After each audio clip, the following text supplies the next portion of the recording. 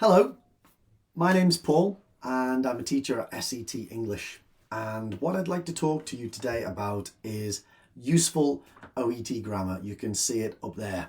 Okay, so grammar is something that will never change in OET. You'll always need to do it. You'll always need to have it. And the people that have got better grammar definitely do better in the OET exam. All right, so it just takes a bit of practice, a bit of repetition, and I'm sure you'll be really good at it as well. And what I want to do is I just want to give you a guide to 4 of what I think are the most important things for you to focus on to begin with. So let's have a look. Okay, so first one, tense. So this is obviously important because every time we say a verb in English, it has to have a tense. Every time we say a verb in English. All right. So this is really useful in multiple parts of the exam, but the place where it's most important is in the writing. Okay, so I'm just going to go through and give you a bit of detail about it. So let's talk about tense. So as I said, every word in English has, every verb in English has a tense. Okay, every verb in English has a tense. When you're saying any sentence, you always have to choose it. Now in writing, okay, OET writing, there are certain types of paragraphs. And one thing that you have to do is you have to sort of tell the timeline, okay? The timeline or the story, okay? The timeline or the story.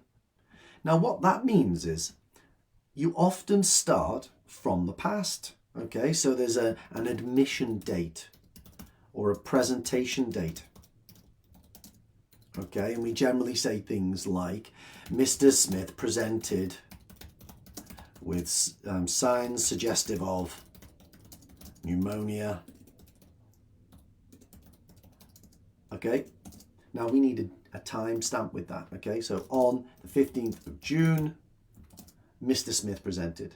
Okay, so what tense is that? Does anyone know? That is past simple, isn't it? Past simple.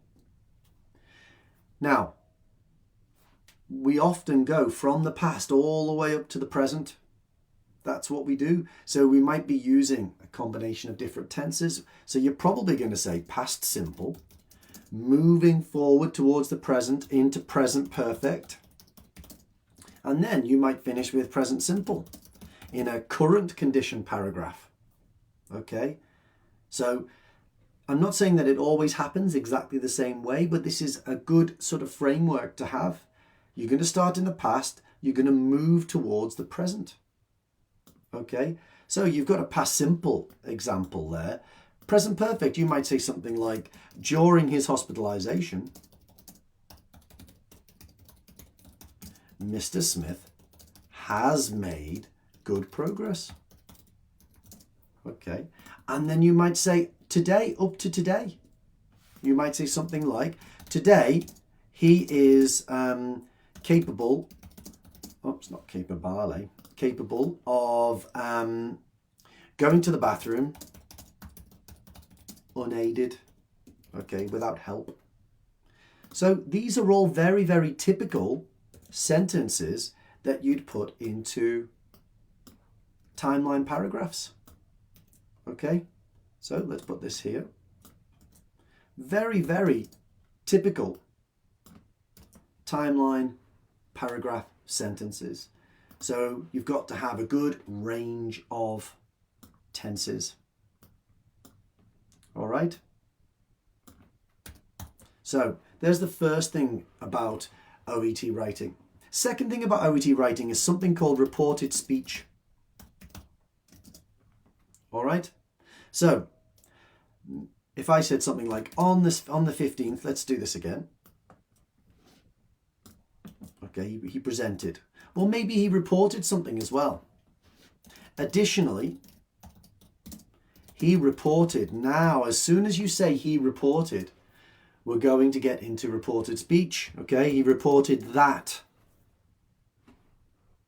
Well, maybe there's another problem that he had as well. Maybe there was some vomiting. I don't know. Let's just put it. Now, if I say this, if I draw a little timeline, okay, a little timeline, what we've got is we've got the past. Okay, here's my timeline. Here's now. Now, he presented on the 15th. Now, what if there was some vomiting before then? Okay, maybe there was some vomiting before. Let's get a different colour. Well, maybe between here and here, there was some vomiting. Well, if that was the case, even though it's all in the past, we have to switch. Now, do you know what tense we would use here? He had been experiencing. Whoa. Okay, that's a bit tricky, isn't it? He had been experiencing. Now, the reason why we've done that is because we started in the past here, okay, and then we went backwards. And the problem is we've got the past perfect here, and we've got reported speech. So it's a bit of a tricky one, okay? Even though it's all in the past, you have to say he had been experiencing, okay? Another one could be earlier today. Earlier today, Mr. Smith reported that. Now, if we think about it like this, that was all in the past. What if he is experiencing something? Okay, he is experiencing something. Well, at that time, he is experiencing, but not now. So if this is at the time, he was experiencing, okay, nausea. Well, what did he say? At the time, he said, I am experiencing nausea. What did he say up here? He said, I have been experiencing nausea. Okay, that is what he said on those days. So on the 15th, he said this. Okay, on the 15th of June, he said this, I have been experiencing. But when we report it, it's he had been experiencing. Today, okay, he said this today, okay. But even though he said, I am experiencing nausea, we have to report it as he was experiencing nausea. So it's a bit tricky, reported speech, and it's something that you need to practice, okay? So that's tense, reported speech, and also mainly timeline paragraphs, but we use them obviously throughout OET writing, and it's something that we should definitely be practicing, okay? Next, sentence structure. Okay, sentence structure can be complicated, but I think of it like building. You're constructing. It is structural. So I'll give you some examples. Okay, I'll give you some examples of what we can do in terms of making sure that our sentence structures are really strong and they make sense. Okay, so how do we do that? The way we do that is we think about why we are making complex sentences or why we're adding things to sentences. So when you think of a long sentence, it could be something like this. Mr. Smith underwent surgery because he had experienced head trauma. Okay, so these are just two things that we're saying. And how are we saying them? Well, we're combining these two ideas with a linker, because. And there are different ways of making sentences. There are different ways of linking ideas. But basically, long sentences are examples of combining ideas. Okay, that's what they are. Okay, that's what we're doing when we're writing long sentences. And in this case, we had this idea, Mr. Smith underwent surgery, and here we've got he had experienced head trauma. So what we've done there is we've used a linker to show the cause. This was the cause. Now I could rewrite that sentence with a focus on results. Okay, so Mr. Smith experienced head trauma, and as a result, that comma's optional, okay? And as a result, he underwent surgery. Okay, now I focused on the result instead. And this is the linker that I've chosen. All right, so I've got two linkers connecting two ideas in each sentence. They're the same ideas, but in one of them I'm focusing on the result, and in the other one I'm focusing on the cause. Now those sentences are not too difficult to write. Everybody can probably do that. It gets a bit more complicated because some linkers have to be followed by nouns. All right? So if I said this sentence again, but I did it with a noun linker instead, let's say I chose due to, then I can't follow with this verb phrase. Okay? I can put experiencing. All right? So now I've turned that verb into a gerund. And this is a tricky thing to do. It requires practice. You have to learn how to do it.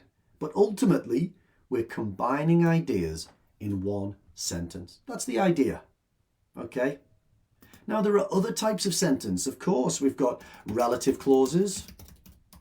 Okay, so I am writing regarding Mr. Smith, who has recently undergone surgery on his right hand and requires, what could it be, physiotherapy sessions. Okay, so here we've got our main clause and then our relative clause here. Okay, so our relative clause begins with who. And what we're doing is we're just adding an extra piece of information about something in the main clause. Okay, now I'm not going to go into loads of detail about it, okay, but I'm just giving you a piece of advice. You should go and have a look at these sentence structures. Then you've got things like participle clauses. Okay, participle clauses. So you might say something like this: having been involved in a road traffic accident, Mr. Smith was admitted to the emergency department on the 15th of June. All right, okay, so here we've got a perfect participle. So, having been involved, there it is. That is another way for us to combine ideas together. Okay, you've got the fact that he was in a road traffic accident, and you've got the fact that he was admitted. So all of these, okay, all of these sentence structures here, these are the most common ones that we use. You're looking at cause, looking at result, looking at contrast as well. And what we have to remember is that sometimes they're followed by verbs, like up here. These are with verb clauses, all right? And sometimes it's with noun clauses or with noun phrases instead. It doesn't really matter what your terminology is, but sometimes you have to follow like that. And then you've got relative clauses, participle clauses. And I think of all of these things as being things that we build these sentences, okay? And we have to learn how to do it. These are tools that we can learn to use. Okay, so there's sentence structure. All right, we looked at sentence structure. Let's look at the next one. The next one is the passive. Okay, so the passive is, it's another thing that affects verbs. Like tense, it affects verbs. So let's go on and talk about the passive, okay? Now, when it comes to the passive, there's obviously something that we really do need to know. And what we need to know is how you make it. Okay, and the passive is made with the verb to be plus the past participle. Some people call it verb 3. So every time you make the passive, there's always the verb to be and then the past participle at the end. All right? So what does that require us to know? Well, we need to know, why are we using it? The passive moves the focus from who does something to what happens. Okay?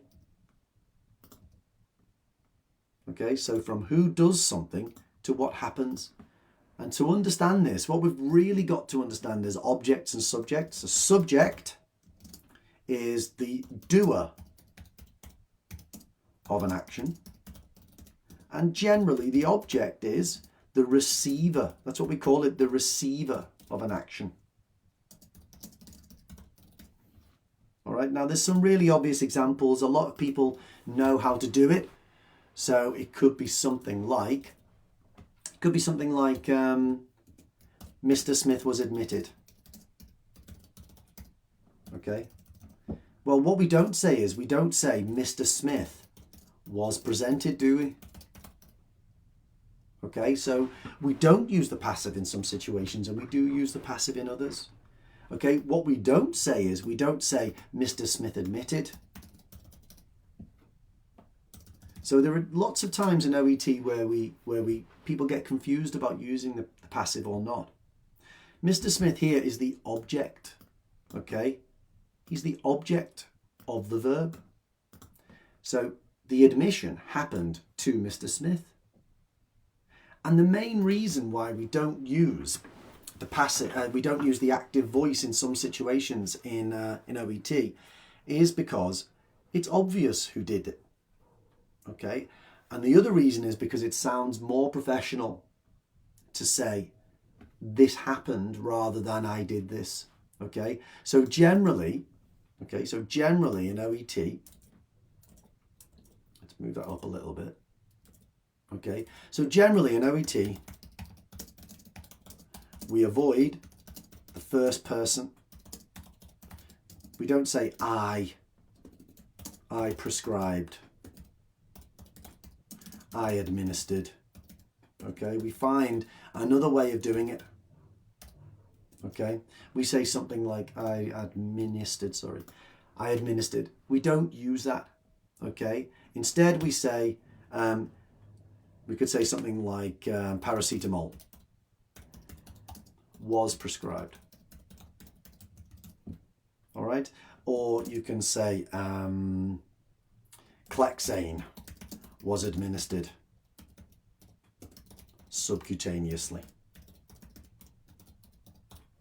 All right, so we don't use the first person generally. So that's one reason why we use it. And secondly, another reason why we do it is because we often know who has done something. It's obvious. So who prescribes things? Doctors prescribe things. Who administers things? Doctors and nurses administer things. Okay, so it's good for us to know the passive. The problem with the passive is that it changes in all the tenses. Okay, so a piece of advice, okay, the passive changes in different tenses, which is hard. Okay, it's only the verb to be. Okay, it's not the past participle as well, as we said before, the past participle's there. It's only the verb to be that changes in the passive when it goes into different tenses. But this is something you need to practice. Another thing you need to practice about the passive is, we talked about verb clauses, didn't we? And we talked about noun clauses, and noun phrases when we were doing sentence structure earlier. Well, when we're looking at something like due to, okay, Mr. Smith was admitted, there's the passive. to the emergency department. If I put due to there, it's a bit different than if I put because. Because he was involved in. Okay, he was involved in. Well, if I change this, this is the passive. Okay, if I put due to, I have to change this. I can't put a normal verb phrase after it.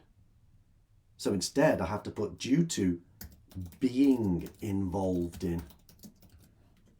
Okay, so this is another aspect of the passive that you should be aware of. That's called the passive gerund. Okay, sometimes after certain linkers, we have to be careful about what we do with the passive. Okay, so as I said, all I'm doing here is I'm introducing the useful OET vocabulary. It takes a long time to learn and practice, but it's repetition that's important, okay? You can't just learn it all now in 1 minute. And quite often what happens is we learn it quite quickly, but then we forget it when we need it, okay? Let's talk about the last thing, okay? Listing. This is something which is quite close to my heart because I've seen so many people make mistakes with it, and I think it's something that we should talk about today, finally, okay? And really try and get this right. Really try and get it right, okay? So let's have a look. Listing. When it comes to listing, what we do is, in general, if I say I ate, we would put a bar of chocolate, an orange, and an apple. So I'm going to write now what that structure is. It's X, comma, Y, and Z. That's the structure. Okay, let's put that in red, and I'll show you what I mean. A bar of chocolate is X. There's our comma. An orange is Y. An apple is Z. So let's get those together. We'll make those bold, and we'll make them red. So that's the typical way of doing a list, the easy way of doing a list in English. And obviously this transfers to OET. He was admitted with a sore throat, nausea, and a history of vomiting. All right, look, we've got our comma, we've got our and. That's just another X, Y, and Z. Okay, X, Y, and Z, very easy. But what happens is people like to use phrases such as well as, or along with, together with, in addition to. Now, there are a couple of things that we should know about these in terms of their function. They're not exactly the same as and. They do have some slightly different things. It feels a bit like we already knew about one of the things in the list. But we won't talk about that now. What we'll talk about instead is the way that the listing changes. So if I did this example again, I can't just replace and with as well as. That doesn't work. That doesn't work. If I want to put as well as there, I've got to put and there. All right? And then put my comma here. That's the way the structure works. It's like this. It's X and Y, comma, as well as Z. All right? It's tricky to remember that. Okay, that's a hard thing to remember. People often don't remember it. Okay, so let's take this example and we'll use in addition to instead. Okay, so it would be he was admitted with a sore throat and nausea in addition to, okay, a history of vomiting. So that's the first thing about listing. that can be a bit different. We use this structure sometimes, and people don't realize, and they make listing errors. All right, so that's the first thing. Second thing is that after words like as well as, together with, along with, you have to follow with a noun. Okay, these are followed with nouns. So just like we said earlier with our with some of our linkers, like due to, as a result of, they finish with prepositions. All of these words follow with prepositions, these linkers. Okay, so they've got to be followed by nouns, and this makes things a bit tricky. Okay, because if you want to use as well as, okay, you could put something like, okay, let's use a normal one with listing. Okay, and we could say he was given instructions on